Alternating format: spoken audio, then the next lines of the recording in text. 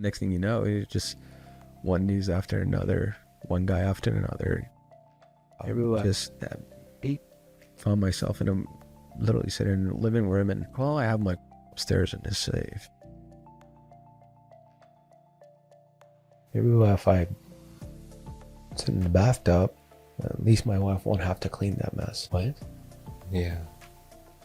Now, I'm contemplating. I'm thinking about it. And my daughter comes in, and she sits right there, and she sings, "You Are My Sunshine." And it was that voice. I was in such a dark place. Mm-hmm. It was her voice that towards the end, I snapped out of it when she said, "Please don't take my sunshine away." In that moment, I just picked her up and hugged her, and I just started weeping. I realized what a big mess I was about to do. That was going to be her inheritance from her dad. Mm-hmm. Her inheritance would never been my dad loved me, my dad took care of me. No. Right. That would be it. Leaving her exposed to whatever that's out there, leaving her fatherless, leaving her to a world that I know how ugly it can be. This is Uncommonly Remarkable. We have surprisingly casual discussions about the lives and notable accomplishments of community leaders, entrepreneurs, and everyday folks like you and me. Think of this podcast as an opportunity to learn something new and to pick up on an entrepreneurial tip or two through open conversation. I'm Artis Beatty. I'm a doctor of optometry and the chief medical officer for My Eye Doctor OD. Though we will inevitably touch on topics within my area of expertise, the opinions and conversations held here are separate from my work with My Eye Doctor. Waleed, welcome to the show. I am so excited to have you here, and thank you for spending some time with me. Absolutely. Thank you for having me, Artis. You know, this is a big deal for me because I don't always get to have authors come and sit and talk about things with me. And I really enjoyed reading and learned so much from reading your book, Occupied. And I know we're going to talk about it. I promise I'm not going to spoil it for people. You know, there are many, many thunder stealers out there. I'm not going to do that. But it was a fantastic read. And there's so much in there that I am curious about. And so hopefully we'll get to talk about some of that today. Absolutely. Absolutely. Happy to answer any questions you got. Excellent.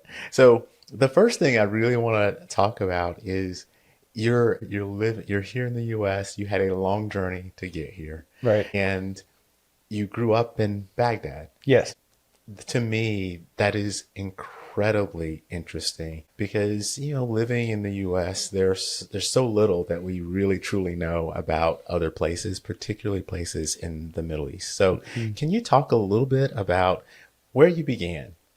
Your early life and growing up. Right. So I grew up in Baghdad in a traditional family, nothing big deal. My mom and my dad used to live with their parents, my dad's parents. And then after the war broke out with Iran in 1980, all the way until 88, in the early days of that war, my dad saw an ad on TV. And it was what was shown on TV was a wedding, an Iraqi wedding that got bombed by Iranian forces or something like that. And it got people riled up. And this is the story that I heard from my mom. So I was still a little baby, a few months old, not aware of what's going on. So my dad was very motivated by that. And he ended up joining, they call it the public army. And that's a different branch that outside the conventional army that was already fighting the war, but it was they formed this public army out of the civilian population. Okay. Within a few months of my dad going to training, whatnot, and then he ended up going into the war. A few months after that, he was killed. So my biological father was murdered in the Iranian war, and I was 14 months old. I never met him. I never knew him. And my mom tells me that I'm just like him. So yeah. So my mom ended up being forced to marry my uncle. My grandparents from my dad's side wanted to keep me in the family, and you read the details in the book and how Saddam got involved and all that. And so they end up getting married, forced to be married to one another, and the family dynamic. It's on the outside it seemed normal, but on the inside it's nothing but normal. Well, and it was it's interesting to me that the notion of prearranging the marriage was not anything that was out of the Right. ordinary from a cultural perspective. It wasn't necessarily out of the ordinary for your mother to then marry someone else in the family, just culturally, was it? It was not, but that particular situation, it wasn't desired by my mom. Let's put it this way. There's a lot of family dynamics that were in there. My uncle was the opposite of my dad. She married someone, and now she's now she's forced to marry someone else who is the exact opposite of that person. Yeah. It's like both my dad, my biological father, and my uncle didn't see eye to eye in most of the cases. But here we are. That's marriage being forced by Saddam on both of them, and then just to keep me in the family. And so they both found themselves in that weird dynamic where they have to work with that. And I question a lot of what happened in my dad. Now I start calling him my dad. So from now on, I'm just going to call him my dad just to avoid any confusion. There was a lot of, I wondered if he had different plans, and now he was forced to go through this marriage just because of me. And did that generate any resentment towards me? Because I loved him. I grew up, he raised me, taught me all these good things, but I never felt that fatherly love from him or that normal relationship, especially after I was older and I start to understand things and pick up on a few things. And So now your uncle is now married to your mother. You knew him as dad, right? And you're going through the normal adolescence, and somewhere along the lines you picked up somewhere that you liked languages. Yes. How did that happen? So my aunt was in a College of Languages English department in Baghdad University, and she always I was very close to her as a kid. She always played with me, and she was nice and kind to me. She'd always make me all these treats and desserts and things like that. So and she was my sweet aunt that I always gravitate to. So when she went there, and I always go hang out when I go to my grandparents, hang out with her and whatnot. So I watch what she does, and and so she was listening to different music. And she had George Michael was playing, and she had back then I think it was like Madonna and Sandra or something like that. So I would listen and I just look at her amazed and how she can articulate other languages and be able to. And it was fascinating to me. So that was my initial gravitational pull, if you will, to the language. After that, and when English started being introduced at school, she was the one who was helping me understand it and going through the ABCs, going through the dialogues, going through different things. And from there, it took off. And watching shows didn't help. My dad was fascinated with Remington Steele, Pierce Brosnan, and all these characters back in the day, and Clint Eastwood, of course. So I always love to watch these movies with him and just like see all the actions and see this spy drama.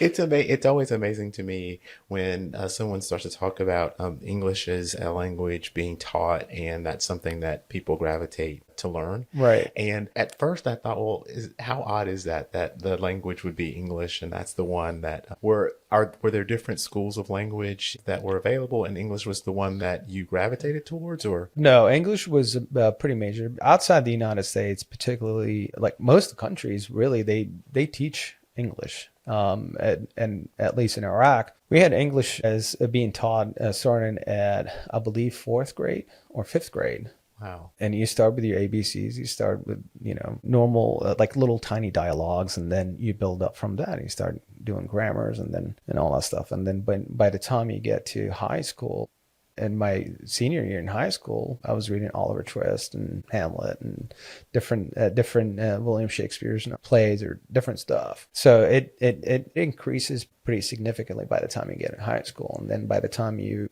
ready to go to college, then you have the option and go, which is College of Languages, English department, Baghdad University. And there are 8 different languages there to pick from, but English was the top one to pick from.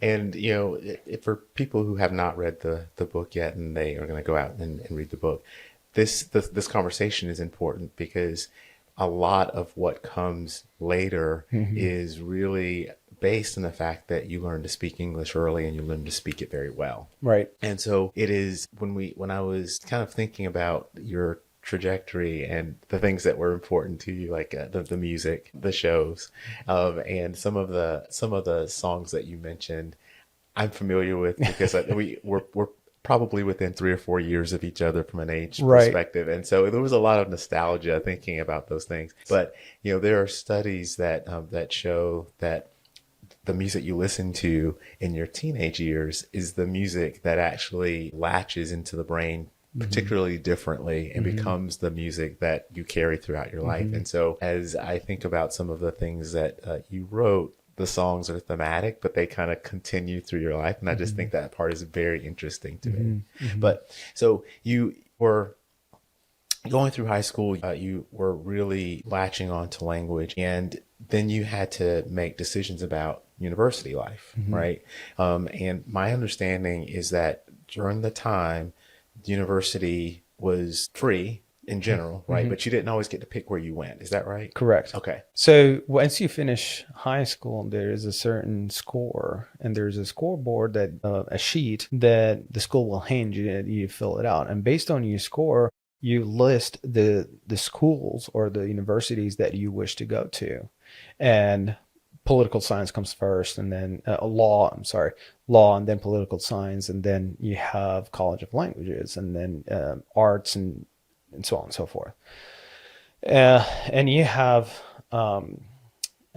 your score, whatever you get out of high school, and that based on the percentage of how many graduates for that year. If you have a higher amount of graduates, then the score for law school, whatnot, it will require 100 plus. I see. If it's not, then if you have less, so it changes from one year into another. I see. Long story short, I end up scoring 76 out of 100. Okay. And that year, if I would want to go to College of Languages, I need to have, I think it was a little bit over 80. Yes. So I had like about 4 or 5 points shy of making it. It's like, dang it. Yeah. So anyways, my aunt, she went to that same college, and she got married to someone there, and he knew someone. He ended up having this connection, and this guy was a higher ranking officer in Iraqi intelligence, and who was studying that English department back then. And then he ended up, it's like, bring your papers, we'll go to the dean office. And it's like, oh, okay. So I got my papers, and we go in there, and we walk in the dean office, and it's like, just like, whatever I say, just say yes or no, don't talk. And the rest is history. I started going to there for evening studies. Yeah. And so the plan, though, was that you were going to somehow work for the government, because that was a big deal. And Yes. your grandfather was a diplomat. Yes. And so how did you go from I'm going to work for the government, given what the government was at the time, Yes. to that's not what I'm going to do? Yeah. Well, and war happened. So at that time, well, a lot of people don't understand. Iraq we're in like a fish tank. We're living in this bubble. Nobody in, nobody out. Everybody get to work for the government. If you don't work for the government, you're not getting. It's kind of like what we see with right now with North Korea. So you don't. Okay. There's no option. The sanctions destroyed the country. There is nothing there to do outside of that, unless your family owns some sort of business or some sort of factory, or you're related to someone or something like that. The only person I know that was related was my grandfather, and he was a diplomat, but after he was retired diplomat at that time when I was in college, but he still had some connection. He still knows some people, and he knew some people. And then,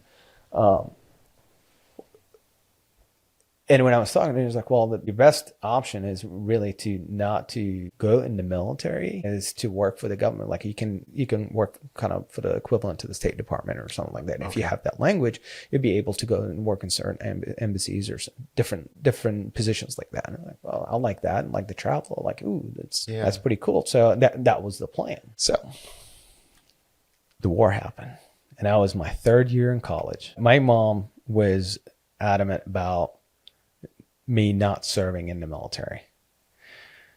And her reasons were, first, she lost her husband. She doesn't want to lose her son. And I was her only son. So she was very, very adamant about not letting me serve whatsoever. So in Iraq, there was a program where the translation for it is a replacement. It's basically, in Arabic, it's called the bedel. So if you pay, for example, if you pay 1,000,000 dinar to the government, then you won't have, your son will not serve in the military. You only do flag duty for 3 months and you're done. If you're ministers of whatever son, or if you're related to someone, let's start playing CCR, Fortunate Son, right? So let's cue that music in, and basically that's exactly what happened there. If you're related to someone, if you're son of someone, you don't serve. If you have enough money, you don't serve. So her goal was that. My goal was to pursue my dream, but it's like, you know what? I'm gonna sit out one more year in college. So my third year in college, I was just turning my exams sheets, or MT. Like, I don't put any answers. Like, I'm just, there you go. And it's like, no, you know the answer is the answer. Like, nope, I'm not answering. Like, here you go. So I sat the third year, and then my senior year, 2 months before graduation, everything started to happen with the invasion and all that. And we start hearing the news, and things start getting serious. And the war broke out, and we stopped going to school. Everything shut down, and the whole country shut down. And then next thing you know, it was just like, man, this is pretty intense. It's different. It's not like Gulf War. It's not like anything that we've seen before. And so you are now you're in the middle of this war. Your life is completely disrupted. Right. You've got this skill set with being able to speak English very well. Right. And there was this need for interpreters to be able to help, and you decided that was going to be your path. Right. So before we go there, there's something I want to mention. Throughout this whole time, high school, middle school, high school, especially after 91 and the sanctions started to hit, we were not doing very well. We were okay. My dad had his own business, and he had his 2 cars and things like that. It was just, we were doing very well. When the sanctions hit, we went from that into really being really poor. I remember there were times where we had only rice for about 3 months, and that's the only thing we can afford to eat. So the sanctions did a number on us, and I talked a lot about it, how in the book how families were struggling, and then different programs that the government implemented. But anyways, it put a lot of pressure on my dad, and my dad was drowning in debt, and I'm seeing him, and I'm watching him struggle. I see him up through the night. I see his frustrations, and even the fights that he gets into with my mom. It's all related to finances, and they're not on the same page, and this and that and the other. And it scarred me in a way as a kid, just to see my parents fight like that. And then, but it's a reflection of what was going on to the rest of the country. You know, everybody was struggling. It's not just my family. It's not just me. It's everybody. The only person that did not get affected by the sanction was Saddam himself and his entourage. They had their own things, and whatever that comes in from different countries, it goes to them first, and then it trickles down. And at this point, we're nothing. We got nothing. We get to the point where everybody was tired of what Saddam was doing. Everybody was tired of the government and how the country went from prosperous, doing very well, to a country in shambles, really. No infrastructure, nothing. It's just a shell. The war with Iran depleted the country, then Gulf War happened, and then the sanctions, and it's time to change. So when there were 2 different opinions was going in the street at the time, when 2000 the pre-invasion 2003, People were worried. People wanted what they wanted to change, but they couldn't. So people were reluctant to do something, but they're excited. They're waiting for something to happen. So when the invasion happened, it didn't take that much. A lot of people were ready for a change. Like, all right, so that's why you see the invasion didn't take that long. It was just like 3 weeks. It was just like a drive, if you will, from the border all the way to Baghdad. And everybody else, all these fights that took place is mainly by the Ba'ath Party or people who, the Fedayeen at that time, they were well equipped, and the Republican Guard and certain branches of the Iraqi military that they had these type of equipment. Right. Yeah. So wow. It was intense. And it's part of it for me is that I remember pieces, but I was remembering pieces from having seen it on TV or read about it in a paper. Right. And having you describe it both in the book and now face to face. Yeah. It's a totally different, it's weird because you don't get that firsthand experience, and it's always colored by whatever it is that we're going to hear about what's going on. Like, never did we hear about about people and how the sanctions were affecting people in a way that I could connect with and understand. Right. Yeah. And that's always the problem with communications and how they get colored during situations. Absolutely. People were struggling. People were hurt. And you have on the opposite side, you have people want to protect what they already got going on. That's their gig. Saddam was showering them with gifts and money and things like that. So the people around him they want to protect that. And they knew if he goes, then all that goes. But the majority of people were hurting. A lot of people want him to be gone, and that's one of the things is, for me, what sparked my interest to be a translator. Not only because I have the passion and I went to college and that's my profession, that's what I do, but it's like, man, as a naive college kid, it's like, man, it's my turn. Let's build the country. Let's see what's this new future. Let's reimagine Iraq and its new future and have this some sort of democracy, if you will, in the country and build it. Let's see what it's going to look like post Saddam, and that was my heart. That was my intention, was to help the country and help my people get through and do my job. And so one day I was at my house, and one of my friends said, "It's like, hey man, is it real?" It's like, no more Saddam, no more. And he mentioned something that might give you a good reflection. And he said, "Does this mean I'm not going to see any more dirt on the sidewalk?" That was his imagination of the future Iraq. What would it be? Wow. He was expecting that. He was looking out. What he wanted to see was that. Wow. What he got is a completely different story. Yeah. Completely different story. To kind of talk your timeline and maybe the overarching story it was amazing to me that here you are working with U.S. Special Forces at points in your career. Right. But you were risking life and limb because you've got people in your own country who are no longer friend because you are working as an interpreter and helping the U.S. But then you also have people in your country who are trying to protect you because they think it's doing the right thing. Talk to me about that. Like, how did you deal with that dichotomy all the time? It was hard. When you're in the middle of it, you don't see it as much. I remember my first job as a translator was with civil affairs. It was mainly humanitarian. Mainly it was like, how can we help you? And then it was so that was the job that was my first job. So it was like I thought I was doing good.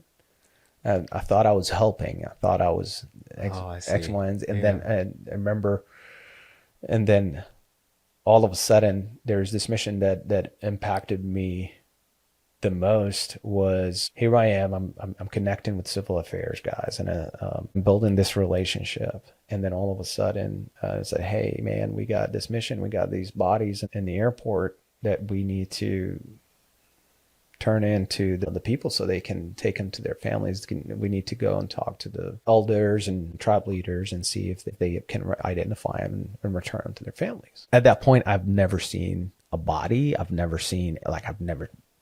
shot a gun or like nothing. I'm just a college kid, man.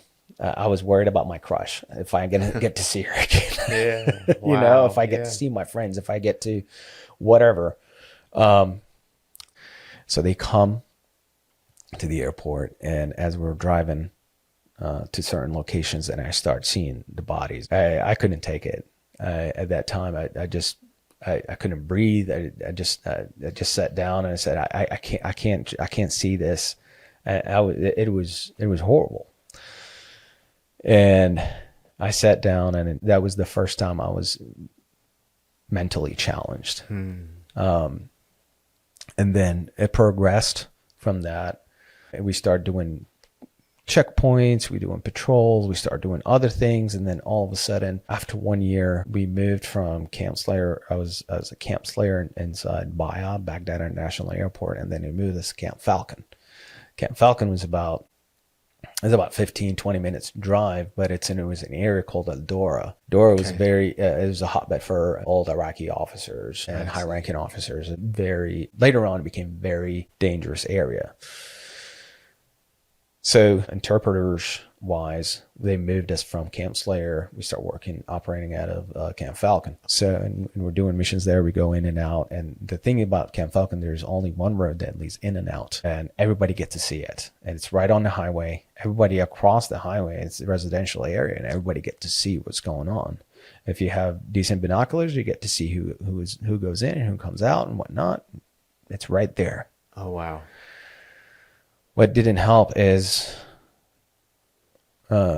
things start picking up, and Paul Bremer decided to dismantle the Ba'ath Party, decided to dismantle the military. But the problem is Paul Bremer listened to people who had been exiled, been persecuted by the Ba'ath Party. What those guys didn't know is that everybody in the country could not work unless you're a Ba'ath Party. You cannot be a school teacher unless you're a Ba'ath Party member. You have to be a member in order for you to be accepted in society, to be able to work and function. And that's a horrible decision to make. Now you got yourself a real war. According to the U.S. military, 15,000 civilians were at the highest month of fatalities. That's just civilians. And look at the soldiers, Iraqi soldiers, U.S. soldiers, and all that. And it impacted everybody. It didn't impact just one particular group. From my side, it was very hard. But now I'm in this situation that in between these two worlds that I am trying to navigate through. But again, there's a big target on my back. So how do I navigate that? So I'm going to go back to camp. There are a lot of translators in that group, and I'm sure you read it in the book and how we end up being picked off. Yeah. And a lot of us, it was just getting killed, like 2-3 guys a week. And he's like, man, these guys are my friends. We went to college together. I recruited them. I told them about the job. And so I have this guilt of bringing them in. So it got to the point where we don't know what's going on. And I remember one of my friends, we went to college together. I was like, man, his name is Ahmed. And I said, look, man, this is getting crazy. I don't know what's going on, but we're going to get killed. If we stay here, we're sitting ducks. We can't carry weapons. We're not allowed to carry anything with us when we go on patrol. And it took a long fight just to get a vest and a helmet. What am I waiting for here? And he said, yeah, man, I think I'm done. I'm like, all right, we're done. That was the most terrifying part for me. Yeah. Just kind of, because I felt like, how could we be in this situation where you're a civilian, you're actively involved in real life danger, Yeah. and you had no weapon, you were you're basically a liability, right? Like people had Pretty to much. really have to look out for you if you were out when Pretty something much. happened. Just, it seemed like a very, very strange way to treat people who were trying to connect the two worlds. And that's the challenge with some regular army. So long story short, we went to our company commander that and said, "Sir, we're done. We want to quit until we sort this out and figure this out. We can't work. We got nothing." Oh, wow. Yeah, and we took off, and my friend and I took off, and it was just we lived on a run for about a few months, and That part was, to me, being in a situation where I don't know how you deal with feeling like there was a loss of humanity. That's what I'm looking for. Right. There's a loss of humanity, right? You can't treat people, or at least I can't treat people as if they are objects, Yeah. right? Because you understood that you need to have interpreters. You do. Yeah, I But have to. if you don't protect the interpreters, then you can't have interpreters. Right. And so it was just, that part was very difficult for me. And then for you, the part where you were on the run, Yeah, yeah, and trying to protect your family, and not bring bad guys Yeah. to your house, but Yeah. also find places where you could actually live, while you were sorting out what was really going on. yeah, yeah. So my family were actually earlier on, even right about around that time, they had. I remember, I started making, good money, and first it started with $5 a day, chain. And then it started increasing as we went on. And then I remember I was going to see my parents. I just bought my Beamer. It was the 735 IL. It was just like, my Fantastic. Beamer is excellent. And I went to visit my parents and left my car parked outside. I was worried about it. So I kept getting up throughout the night and just making sure my car is okay. It's not gonna get snatched. And man, I think it was like around 2:30 in the morning. My parents' house had like the kitchen, and then from the kitchen there's the front gate, and everything's walled in. And then in between the two metal front gate, the two doors wedged, there was an envelope wedged in between. Okay. So I walk out. I knew it was bad news. I picked it up. As I held it, I felt there was a bullet inside. Opened up the envelope, and there was a 9mm round in there, and a letter that says in Arabic, "We know all your movements with the American. If you don't stop, it will kill you." And at that point, I knew it's done. Yeah.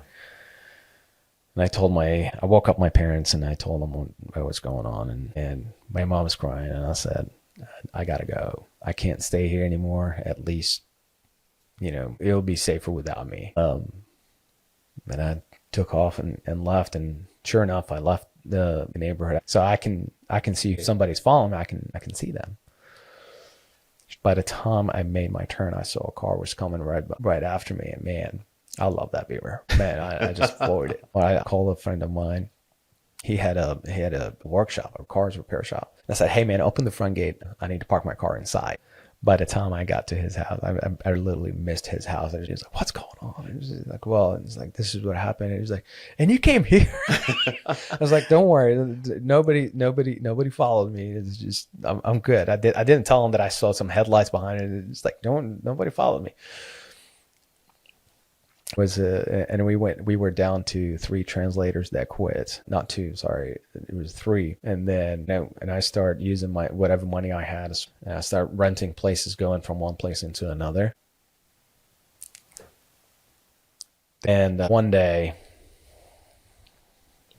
when one of them called me, and he said, we're coming to have dinner at your place. And he was like, "All right, cool. Yeah, you guys can come over." And he said, "Did Khalid call you?" That's the other translator. I was like, "No, I haven't heard from him." And he said he's coming. It was like, yeah, I was like, I haven't, I'm calling him, and he's not answering. I call him and he doesn't answer. It's like, dude, we started getting restless. And an hour later, my friend called me and he said they just killed him. He was picking up dinner from one of the restaurants and bringing it to, yeah. And then I said, well, just come home, just come here, and I don't have a car in case we need to leave. Like I don't know, just come to my house. And he said, yeah. And I had no reaction at that time, no reaction whatsoever. I was just in complete shock. Now you see there are a lot of killing. Yeah, there was a lot of killing that's happening in the streets. A lot of it. I left that house and went in another house and across Baghdad, and then I had a really vivid dream of him. I passed out and I had a dream of my friend who just got killed, and he came in and he said, it's weird, a mix of Iraqi and English. We always, because we were translators, so we always like, hey dude, and then we continue with it. He said, I remember that dream. He said, hey dude, do you need anything? I'm gone. Man, it hit so hard. Yeah. I woke up screaming, and I just calling his name, and I said, and I just started violently crying. And that's the moment where it's all start to come out. Yeah. And I cried so hard that I threw up. That day changed a lot. After that, it was within a few days, another interpreter got killed. The good thing is that they found out who was the person who was giving all of our information out. It was another interpreter that was with us in the same group. He knew where we lived. He knew what kind of cars we drove.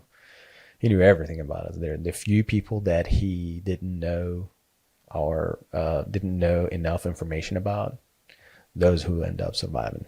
And that's me, and that's the other guy.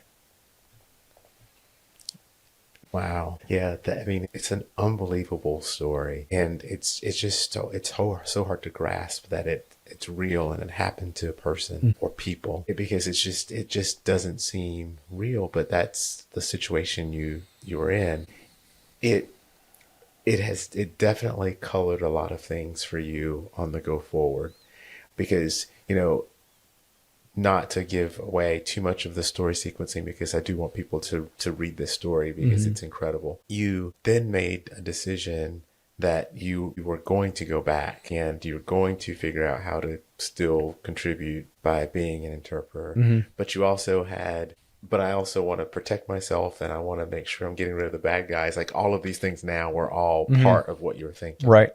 Yeah. So that day, it was like, man, I'm full of hate, full of vengeance, and I just want to hurt someone.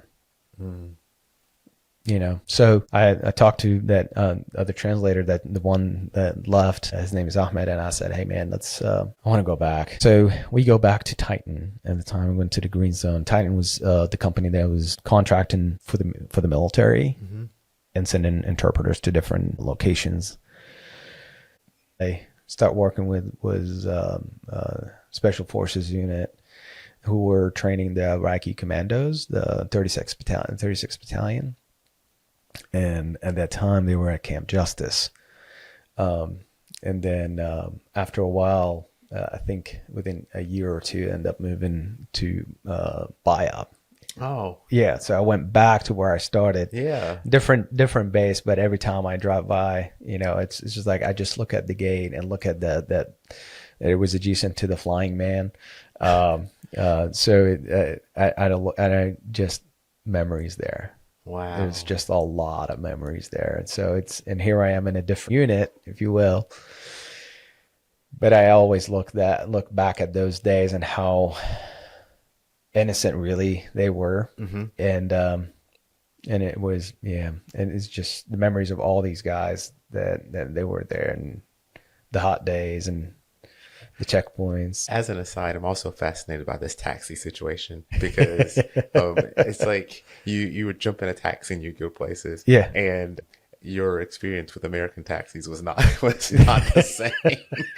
And so my reference point for taxis obviously are American taxis. Right. And so I'm reading this and I'm like, how's this guy affording all these taxi rides? But apparently taxis are not the same. It's not the same. It's not the same. No, it's not. They're a lot cheaper. It's not. And at that point, I can afford them. And so you, as you go through the timeline, so there's a piece of the story around meeting several very interesting Americans and a lot of the missions that you guys did together. But important or integral to those stories are the friendships and the bonds that were forming, because one of those bonds later is responsible for the whole blow up about you and the visa and coming to the U.S. Yes. So, because there was one guy who Yes. you met early on that eventually was the guy that started talking to you about that change. Right? Oh yes. That guy's awesome. He was quite a human being, and he was 18 Delta, a medic, and he had a big heart, man. He was very helpful. He was sharp, and he knew what he was doing. And remember one day I was actually on leave at that time. I was married, and I was in my house, and I got a call from my friend, and he was in Colorado, and he said, "Hey man, there's this program that is starting in the U.S. here. It's an immigration visa." And he's like, "I created this email for you. If you open it, password is Toshiba. So open up this email and then change your password, and I'll start communicating with you that way." I said, "Oh, cool. Okay."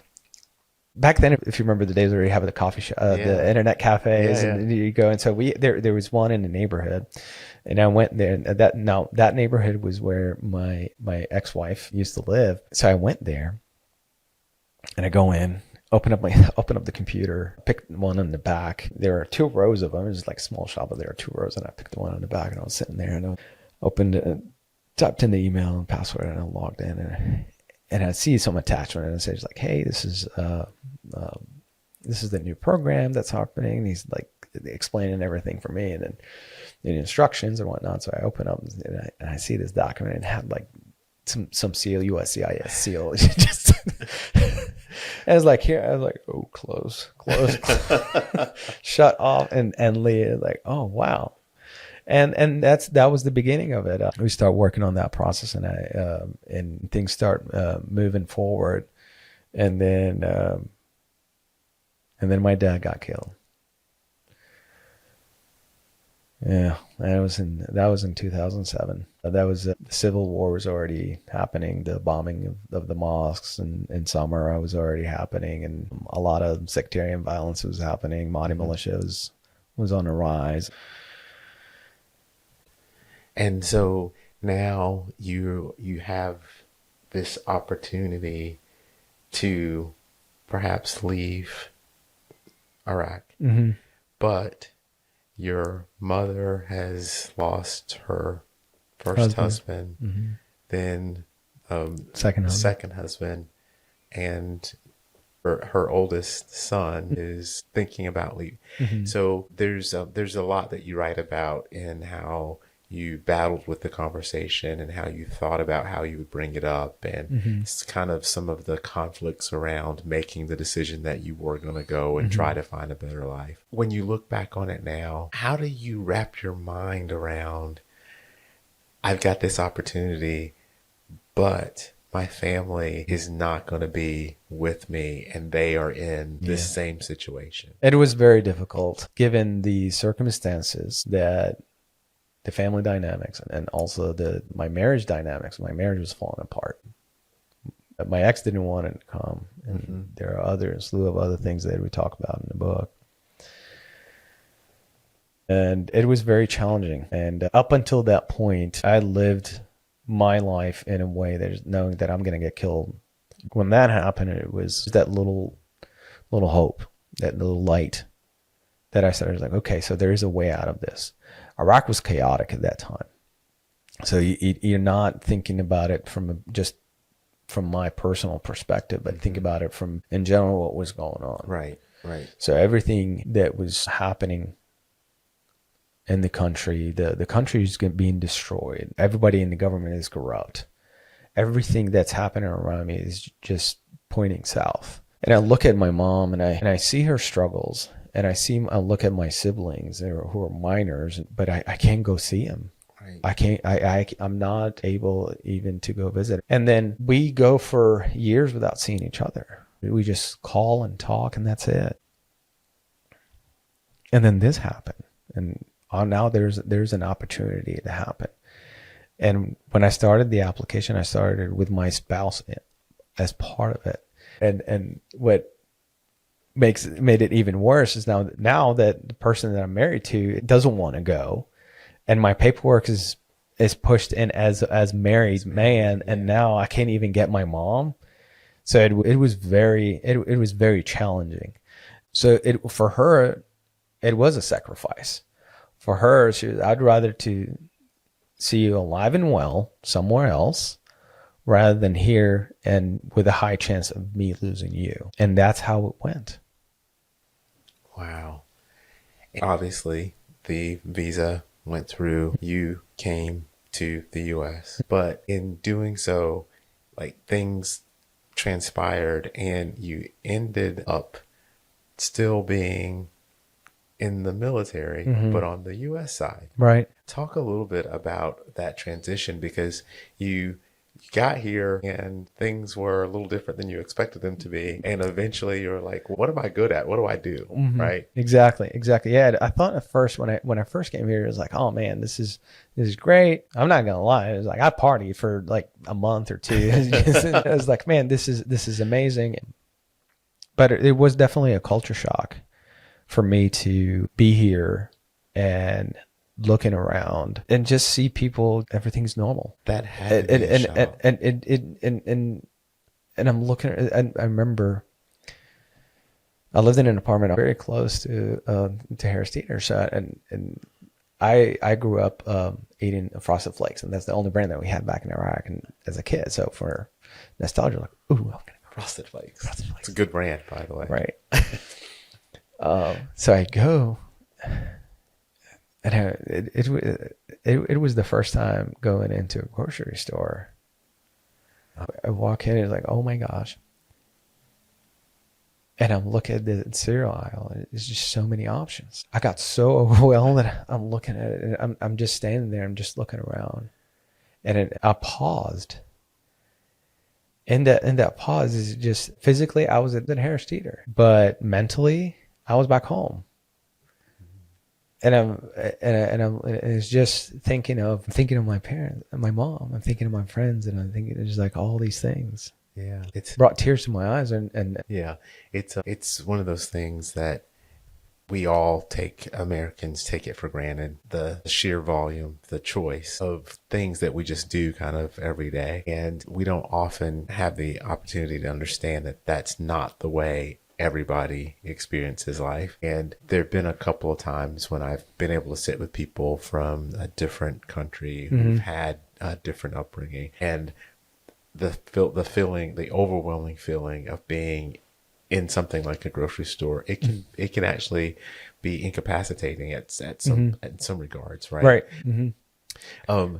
And so you're in this situation, you at the store, you're thinking about all of these things, and this was kind of the beginning of you figuring out, okay, party time's over. I've got to figure out what am I going to do. Yeah, I got no here, time. right? Yeah. So it's right like a few weeks, and it's just like I'm connecting with these guys that are local and stationed at Fort Bragg, and there's another interpreter that was here. That's why I ended up here in Raleigh, and it's like I cannot fit with civilians. It's just I thought it was the culture shock. I thought it was, hey, because I'm, I see. But I think it was the military sides of me that, after 7 years of just doing missions back to back and just being in that environment, That's all I know. That's why you see a lot of veterans struggle with things that they struggle with, because they know, they've seen things, they had needs, they faced challenges that nobody in the civilian world would understand. Mm-hmm. And those challenges, whether it's a loss or a traumatic event that took place, when you go through that, you will never be the same person. It's going to change your life forever, and the way you respond to things is going to be completely different. So I'm looking at what I have now. I have an apartment, and I have depleted bank account, and I have nothing basically to show for. And any job, civilian job that I would try to obtain here, man, it's like, yeah, I'm interacting with civilians, and I'm not good at it. Yeah. So I'm like, okay, I'm gonna go back to the military. I'm gonna do this. I was like, I was so inspired by the guys that I work with, the Green Berets, and I wanted to get mine. That's what I did. I talked to a recruiter, and ended up chatting. Matter of fact, him and I are still friends till today. Wow. And it was so cool, and because from his perspective, he said there's not that many recruits. They come in. I would sit and talk to them about mission I did in Iraq. But he's such a kind man, and he was such he's a cool guy. And then he ended up okay, and then he got my paperwork through, and we started going that way, and then yeah, I joined in. I went to Fort Benning and started. Fort Benning was fun. That's the home of the infantry. That's even as an old guy, because at that point you were older than I most was people, grandpa, right? for sure. They called me grandpa. At that time I was 29. It's so crazy to think 29 as an old guy, but yes, the only person that was my age was the company first sergeant. And even my drill instructors, they were hard at first, for obvious reasons. But we end up connecting on different things. There are a lot of funny situations where it happened in the middle of the training. I'm pretty sure you read it in the book, where this guy thinks that trying to explain to me how what it would be like in Iraq if I ran out of water. It's fun. And so, the stories about you and Fort Benning and basic and getting through, and then starting to make headway toward your career goal, and then some things getting in the way, causing some problems. Yes. I think those are all, as you read the book and kind of look at what happened to you throughout your life, all things that were kind of setting you up to be in a better position for what would come later. Of course, obviously you don't know that at the time. Exactly. Right? And even for those of us who are kind of reading through, we don't know that at the time, but it all starts to come together. And some of that though is because you met this young lady. And by the way, I grew up near Fort Bragg, so I know very well the drive from that area to this area, and the fact that you were doing it like multiple times a day, it seems, it was amazing to me. Because because you guys were going to the ball, yes, right? And I was thinking, he's going to drive here, drive back there, drive back here, drive back there. That's not the longest drive I've done for her. But that piece is really, really important, because it set you on a different path by getting to know her.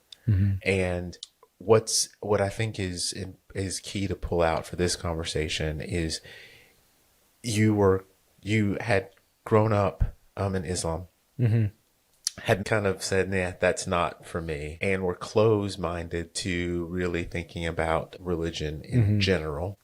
So this woman that you were like, this is the one, whether she knows it or not, was also saying, well, I have deep beliefs and we are incompatible because, and you were dealing with all that at the same time. To go back from the beginning, even of our conversation, growing up as a Muslim and traditional Muslim family, and into going into the war and going into that amount of loss and that amount of just really seeing all that carnage, it makes you question a lot of things. So your belief system collapsed. It collapsed my belief system. And if there is a God, how can you let all this happen? all these things that I was seeing, and not just men being killed, or no, there are women, there are children getting hurt, there are children being kidnapped, tortured, and hurt in ways that are barbaric for ransom. So your belief system is gone. You're filled with hate. You're filled with all these negative thoughts, and you live in your life in a way that I'm gonna die. And so you have that transition, and then coming here and then meeting this gal who said, I have a strong belief system. Right. Yeah. I remember there is a time that I was in the barracks, and I had another dream. Now this is different than your typical PTSD dream, or your nightmares, or I'm running out of ammo, my legs are blown off, and I can't run, I can't do this, I'm captured, I'm being tortured, I'm this and that and the other. All that I'm familiar with. And there are other demonic things, dreams that I had, where things come, like 3 little gremlin looking things that are just like telling me face us, weird demonic stuff. Weird. I'm sleep deprived. I don't self-medicate with alcohol and all that stuff. And then I had this dream. Everything was so bright, and I see this silhouette of a man and reaching down on me and telling me, I am. I woke up and I'm like, oh, who was that? I'm sweating. I'm shaking. It's like, this is weird. So a friend of mine came in, and I didn't know he was a believer, but I think that was a divine appointment that he was there. I just had this dream, and I just felt compelled to tell him. And I told him, and he looked at me, and he just put his arm around me and said, Jesus loves you, man. And as soon as he said that, man, I was pissed. I turned around, I was just looking at him like, F you. Like, don't ever talk to me like this. Yeah. And that was it. Long story short, I go to Afghanistan, come back, and I invited Hannah. It's like, hey, would you come with me to the ball? I don't know any girl but you. Let me back up a little bit. So Hannah is in the film industry, and she made a film called The Fire in Fallujah. Talked about how about this Iraqi girl meets this American soldier who end up falling in love, and the background is the Fallujah war that was happening at the time, and how they met, and how he's fighting to get her out, and he's not only fighting that war there, but he's fighting for her, trying to get her out. Beautiful story. So she met me as a resource, so that our common friend was like, hey, you should meet this guy. He was there. He knows things. He knows things, and be as a resource. So when she introduced us, I thought it was like, oh, just like a friend. So that's how we met. But since then, we developed this relationship that, I talk to her and tell her stories. So when we came back from Afghanistan and we talked some more, we had this ball was going on, and then I said, look, I bought these tickets. You're the only person that I know, and if you will, come with me, sure. And be fun. And she finally agreed. She said no a few times, but she finally agreed. And the details are in the book. But we had the great time ever. And by the time we got to the, we started driving, and she said, so do you have any nightmares? She started asking me those questions, and I told her, and then we end up telling her about the dream. Right. And then she goes, he's like, that's Jesus talking to you. And I said, same thing is 4-letter word, and I was like, F you, don't ever talk to me about it. Don't say these. It's like, never, ever. And she gave me a book called Jumping Through Fires by David Nasir. He was an Iranian guy that left from Iran, came to the States, went through his journey, and now he's a pastor. But he talked about his faith journey coming from Iran. So she gave me that book, and I was reading the book.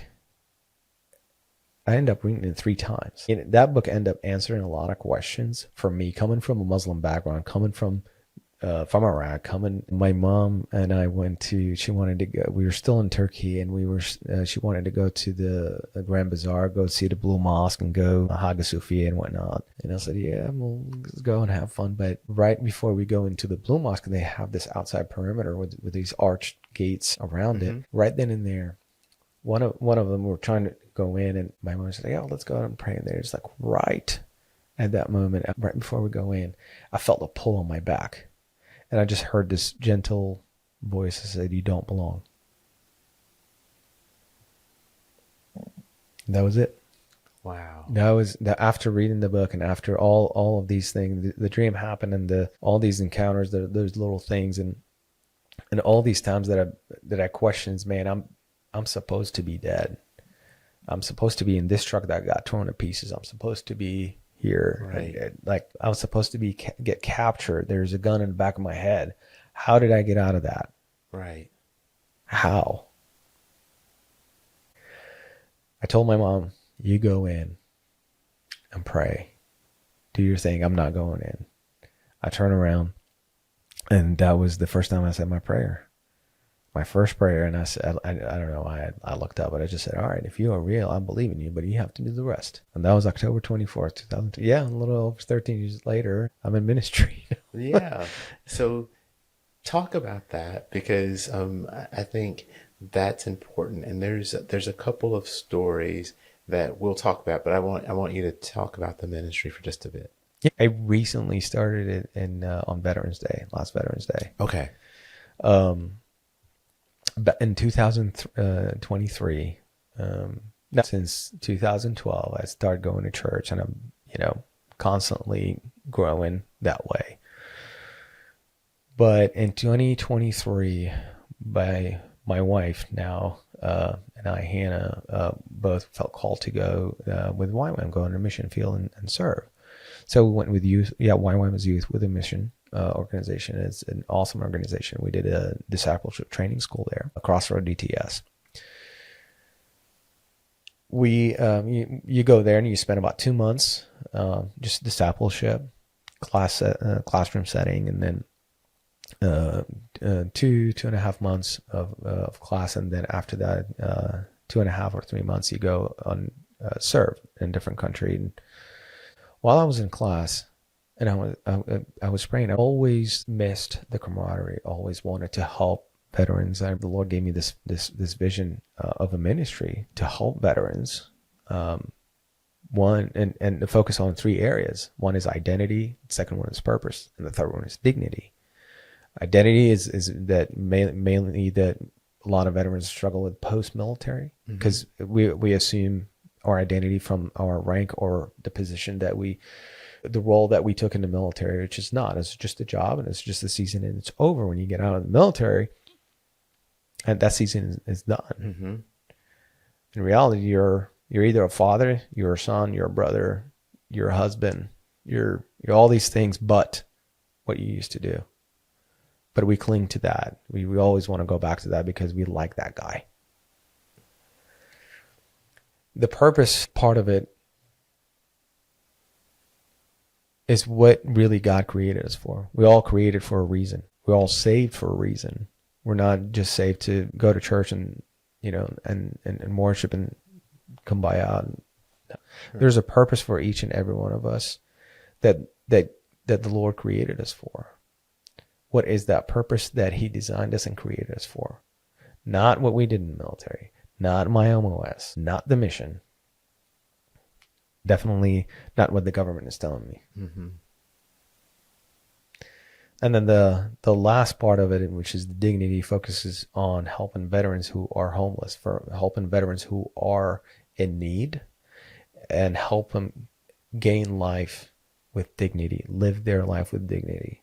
Whether it's partnering with businesses, obviously helping them go through it's a program that rehabilitate them. We help them re-enter society in a healthy way, and help them fight whatever they're struggling with, drugs, alcohol, whatever the case might be. There's an answer for it. Really, there are core things that we need to tackle, and faith is one of them. I speak from experience, coming from that person who grew up in a certain way, turning a naive kid into this guy that was hurtful and did all these nasty things, and then turned now into this, and a person that really wants to help and really understand who I am and whose I am. That makes all the sense. And it's now more apparent how the two are connected, the ministry and the book. Right. Because as you follow through the book, you start to draw these parallels, and you see the connections between those things that really should not have been, that were, and you start to see the doors opening. And I love the metaphor about the bricks that in Hannah's life, like if they're coming down. Right. To me, one of the touching stories in the book, of there are many, but one that really struck me was your daughter Grace and her song. And like that one for me rang very true. And then there was another person in the book for whom it rang very true. And thinking about that and the ministry together, it all starts to It's painful to, especially when you come back, part of you, no matter what people say, I don't care. Anybody who have fought there with a friend, with someone that you're close to, and you got to come home and they did it, that's very it's very hard to wrestle with. That incident that with my daughter,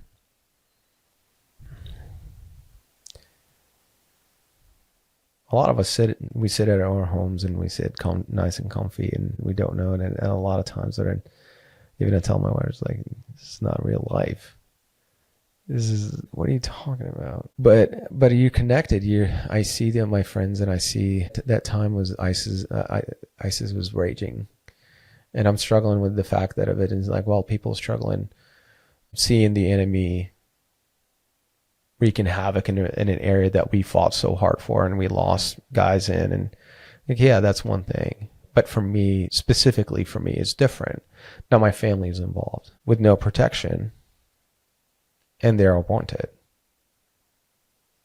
and I have no way of going back. So how do I deal with that?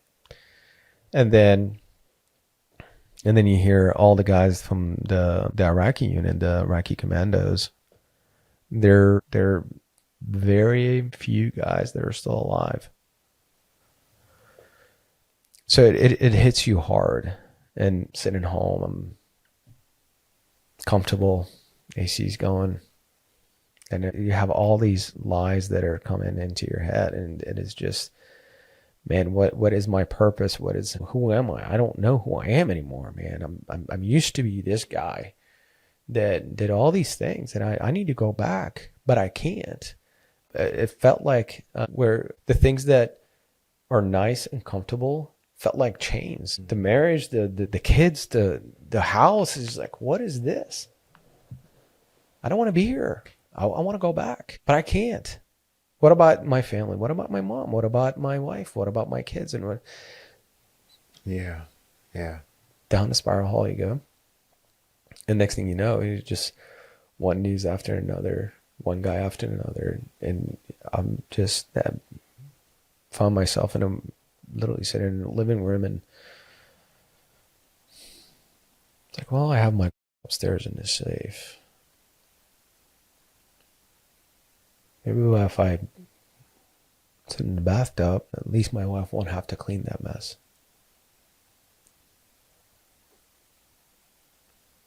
Now, I'm contemplating. I'm thinking about it, and my daughter comes in.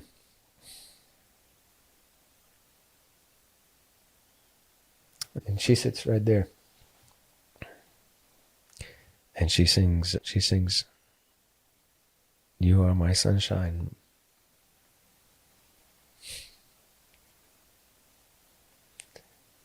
And it was that voice. I was in such a dark place.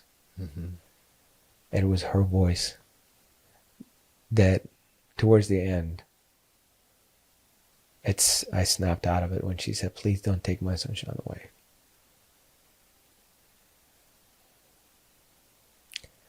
in that moment, I just picked her up and hugged her, and I just start weeping. I realized what a big mess I was about to do. Because that was going to be her inheritance from her dad. Her inheritance would never been my dad loved me, my dad took care of me. No. That would be it. Leaving her exposed to whatever that's out there, leaving her fatherless, leaving her to a world that I know how ugly it can be. And that's why I think the conversation is so important. There's so many perspectives that you get from beginning to end. And although the majority of us can't put ourselves in the exact situations, Right. there are parallels that you can draw.